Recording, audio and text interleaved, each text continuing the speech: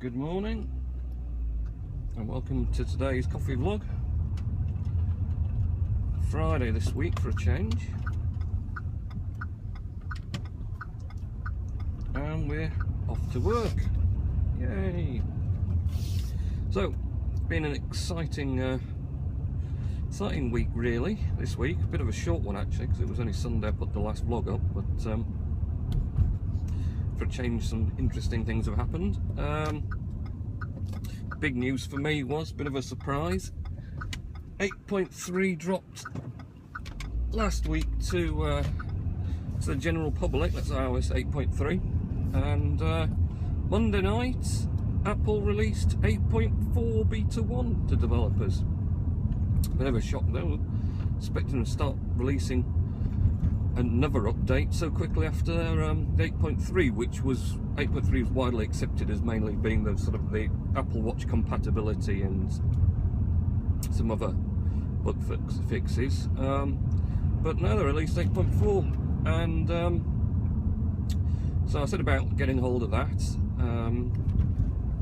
Did a nice DFU restore, because not actually done a proper restore since I think 8.3 beta 2. Beta 1 was an IPSU download, and beta 2 was also an IPSU download. It wasn't over the air. And after beta 2, they were all over the air updates. Now, not that there's anything really wrong with over the air updates, but you really what you're getting is sort of patches for their operating system. So all it does is it obviously unpacks these files, and then they get replaced over in the operating system, the existing ones. So that's why the over-the-air updates are never as big as a full OS download, because you're not getting the full OS, you're just getting the bits that have changed really, and it just overwrites those bits. It does seem to work fine, but it always feels to me a bit nicer to have a proper fresh install with a brand new download of the OS anyway. So no choice of that with the 8.4 beta 1, because that's the only way to get on it. So download the full IPSU, and then my preferred method is to put the device in DFU mode, device firmware update mode, which iTunes recognises as a recovery mode, and then you can install a completely clean install. You just do restore in iTunes with the device plugged in. It just overwrites everything, doesn't wipe it clean at all. So crunchy gear.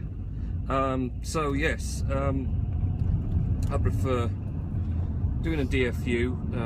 It's a pretty simple process. Should anyone be interested in how you do it, plug the device in to your computer, whatever it is, so it's recognised. Shut it off, so hold the power button and slide to power off. Once it's gone off, hold home and power until you get to see the Apple logo, and then let go of the power button but keep holding the home button. Hold home and power until the Apple logo disappears. It comes on, and then it has to go off again, about 10 seconds to count. And when it goes off again, stop holding power, then hold the home button, keep holding the home button, and wait, and then iTunes will pop up saying device is in recovery mode. And then you have to option click the update button, so you can actually choose where you're getting the file from. Otherwise it'll just restore it back to the most current firmware. So give it a nice clean install anyway. Sort of the big fanfare about this release was they've upgraded the music app. Well, doing modifications on it evidently this first beta. Quite a big UI change and layout change. Interestingly, they've got rid of cover flow, or they're going to replace it with something. At the moment, if you put the device in landscape mode out of portrait mode, then nothing happens. You just have to turn your head sideways to see what's what's in your music app content. But otherwise, you just have two options to choose from: music, which lists all your music, and then playlists, which lists all your playlists. Quite straightforward, really. I use iTunes Match, so all of my music is just available from the cloud with Match.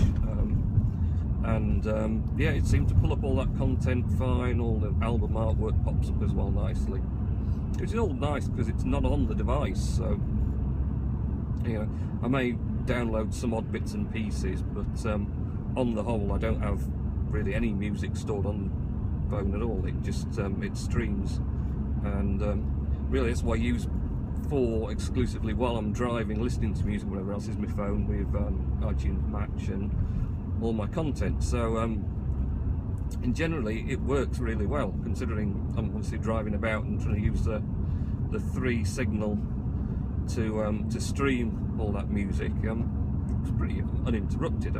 Did find some bugs. Really, I had bugs introduced from getting the 6 Plus. The 5S, when I had the 5S, that was absolutely seamless, never had a problem at all. Every time I got in the car, started it up, it started playing from where I left off. Never had a problem with it it stopping playing music while I was going along for whatever reason or anything like that. No problems. And since the 6 Plus, it's been really faddy, and I don't know if it's iOS 8 or the changes in some of the hardware in the 6 Plus, but it's been really sort of hit and miss. Sometimes I get in the car and it doesn't start playing for whatever reason. Sometimes I'll go to skip a track and it seems like it's connected but not in the correct way. It says device is unable to perform this function. I've got to then turn off the entertainment sensor thing in the car and then turn it back on again so it can reconnect again and then it'll work. And sometimes music will just sort of stop midway through a track and it sort of won't come back, and pause and unpause and pause and faff about, and maybe eventually it'll come back again. I mean, generally this is pretty rare, but it's still annoying when it does happen. So hoping some of those bugs are fixed at the same time, although I suspect in this beta 1 all we're looking at is simply changes to UI more than anything else rather than functional operation of it. But we'll see. Haven't particularly noticed anything else new, didn't go through any of the sort of release notes to say what they were fixing or altering or whatever else in that beta, so be waiting really to see what happens. But on the whole, stability has been fine, battery's been fine like it was before, so no issues with battery there. Did restore from a backup, but the backup was from the 8.3 betas. I did a completely fresh install from 8.3, and I think it should be fine. We're still on 8, so it's not like there's anything particularly different as far as that, and it's not been jailbroken since that backup, so there shouldn't be anything nasty in there to cause problems. So yeah, I didn't see the point of resetting it all again. Mostly it's not that difficult, but it's just email accounts, doing noggin, re-entering all the email account information. So I decided I'll go restore from backup and make life a bit easier for myself. And it was late on Tuesday when I actually got around to doing it. So we'll see how we get on with that. But so far all looks good. Nice to see Apple are really on the ball with the iOS updates, and could well be getting, you know, more future ones. Because at this point you're kind of expecting them to be looking at iOS 9, which will be due to come out sort of September time with the iPhone refresh, whatever they're going to do to pimp up those. But by the looks of it at the moment, they're going to keep the ball rolling and keep on adding these enhancements and improvements. Oh, I'll tell you what was in it as well. iTunes radio button down the bottom, which I did click on, and it just sat doing that for a while, and I got bored, so I went off it. So I don't actually know if that will become functional, or if I'd waited long enough it might have done, but we'll see what happens. I'll remember to update you on that, I'm sure. Anyway, so that was pretty exciting for me, you know, easily pleased. So I had fun with that. Then other news, something arrived I've been umming and ahhing about for quite some time. Obviously I follow all sorts of people on Twitter and things, and one thing that kept cropping up was Sphero, a ghost Sphero, which is it's kind of a radio controlled ball, is the Sphero, the original Sphero, but it's controlled actually by an app on your smartphone or tablet, and it connects via Bluetooth, and then obviously you can use virtual controls to drive it about and do clever stuff. So that was the original Sphero, and then they brought out Ollie, and Ollie was a bit of a change to it, and it's sort of a drum. It's a bit like a baked bean can in the fashion, and what it has is two wheels, very big wheels at either end, which are powered by very, very powerful motors. And then the whole thing's knit together with a rechargeable battery. You plug in via USB to the actual device and it charges, and some quite funky looking LED is inside that runs through various LED displays while it's in operation. So I've been kind of umming and ahhing about whether it'd get the use or whether it'd be another one of these things you're getting it put on the side after a few days. Because the youngest, although we've tried him with different remote control cars, he tends to get a bit bored of them, or he doesn't really get how to control them. And although his brother gets a bit of mileage out chasing him around the house with a radio controlled car, that can get a bit annoying, because then he ends up colliding into something and whinging and all sorts. So I've been umming and ahhing about it, and I finally decided to give it the plunge, but I did my good old-fashioned, I'm not that sure, so I'm not going to pay list, I'll find it on eBay. Which I do have for everything, to be honest, because, you know, it's cheaper. Who wants to pay list for stuff? Get it a bit less, and reuse someone else's junk at the same time that they don't want. So I had a look about and followed a few auctions, and I managed to pick one up at like 50 quid, which they're 80 quid new, so pretty reasonable. With hardly any use, he said, so, and it looked pretty good condition. You know, it's a thing that flies about the floor at a rate of knots and no doubt bashes into stuff, so you're going to get some scuffs and marks, and there were a few little ones, but not a lot. So like I say, it's going to be considerably worse when my lot get their hands on it. So that arrived on Wednesday, and had a quick look. It takes about 3 hours to charge. It took a lot longer to charge than I was expecting, and I think he hadn't used it for ever in a day, so it's probably proper flat. So it took me a while to get it all charged up, and then had a little play about with it, and it is fantastic. For me, the biggest kid in the world, but it is such a fun little laugh-a-minute thing. It's just about, and just driving it about, it's a bit hard to drive because you've no idea where the front is. I mean, you've got a rough idea, but once it's going, because it's just like a baked bean can rolling about the floor, there's no obvious orientation to front or back. Obviously sideways is easier. But it's got these funky LED coloured lights that sort of light up and change as it's going about and doing different things. And the other trick is, if you have it in your phone in portrait mode, you just have like a virtual joystick that you roll forwards, right, and you roll it about, and it seems to work out to come back to you forwards when you roll it down to the bottom, sort of thing. But then if you turn it into landscape mode, it goes into trick mode. And in trick mode, as well as having your little joystick, you also have like a flat square grid that you roll your finger over, and depending on different points it does different types of stunts, and it does go completely potty. You can get it spinning around on its end, you're doing all sorts of off-axis rotating and things. The light colours go, one of the modes I got it in, it was like a disco ball on the floor. It was spinning so quick, in fact I almost thought there was going to be smoke coming off the thing and it was going to make a hole in me wood flooring. Spinning about doing this disco move thing, the lights flashing everywhere.